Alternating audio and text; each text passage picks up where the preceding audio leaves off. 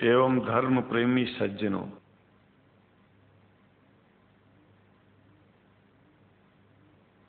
भगवान की जब कृपा होती है तो कभी धर्म की सच्चाई को जानने का अवसर मिलता है।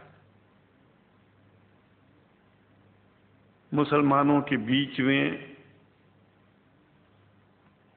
लगातार कई वर्षों से हम जा रहे हैं और भारतवर्ष में एक नई प्रथा का प्रारंभ किया मैंने कि जब जगत गुरु शंकराचार्य भी मुसलमानों के बीच में जाकर के उनके प्रेम को समझ सके और इस्लाम की सच्चाई को जान करके इस्लाम को सारी दुनिया में एक इंसानियत का सबसे बड़ा पाठ सिखाने वाला धर्म मानने के लिए लोगों को समझावे।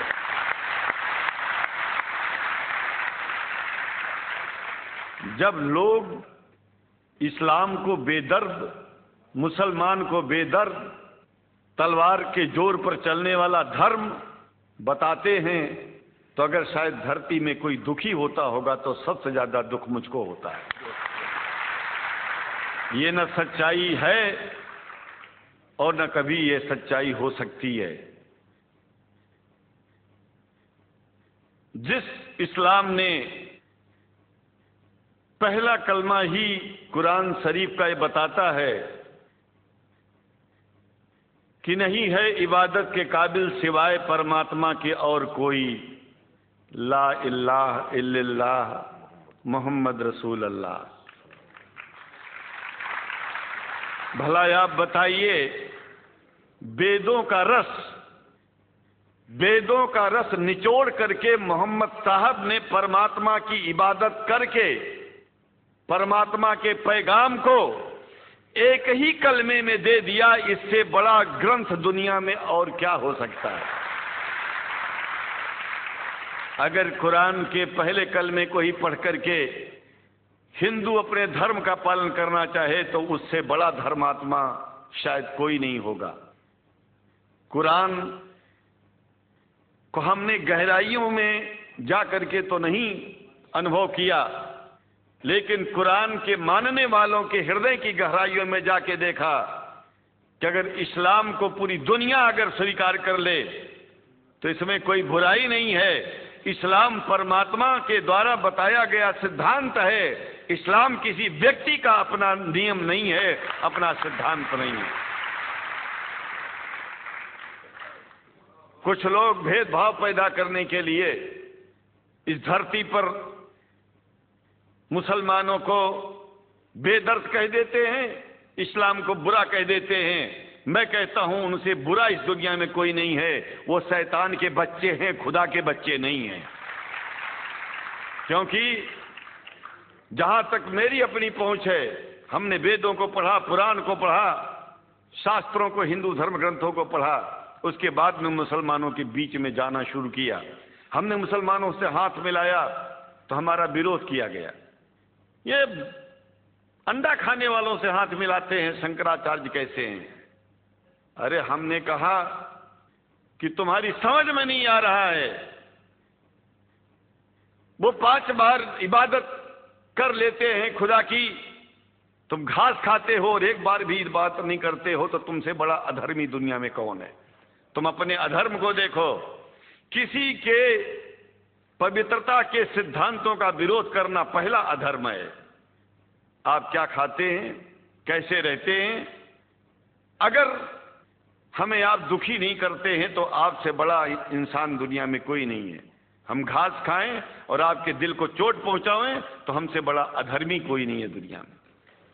कहने का तात्पर्य सिर्फ एक है कि मैंने ये अनुभव किया है कि ये मैं एक बात जो मैंने देखा है, आप लोगों से जो प्रेम मुझे मिलता है, लोग पूछते हैं कि आप मुसलमानों में क्यों जाते हो, आप तो शंकराचार्य हो। हमने कहा कि भाई मुसलमानों से पूछो कि हमसे इतना प्रेम क्यों करते हैं। वो हमसे जो प्रेम करेगा हम तो जाएंगे।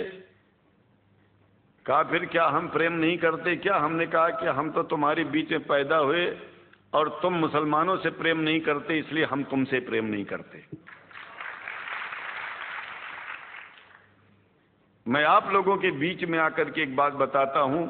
कुछ समय से हिंदू धर्म के नाम पर कुछ संस्थाएं हिंदू मुसलमानों में भेद पैदा करने के लिए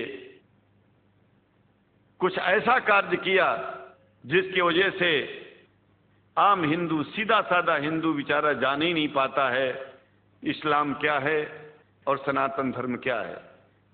सनातन धर्म और इस्लाम में कोई भेद नहीं है और हिंदू धर्म तो कोई धर्म ही नहीं है। सनातन धर्म धर्म है और शायद जो संस्कृत का सनातन शब्द है, अगर किसी भाषा में उसको इस्लाम कहा जाए तो कोई बुरी बात नहीं है। इस्लाम और सनातन में कोई भेद नहीं है, क्योंकि परमात्मा एक है, परमात्मा सबका है।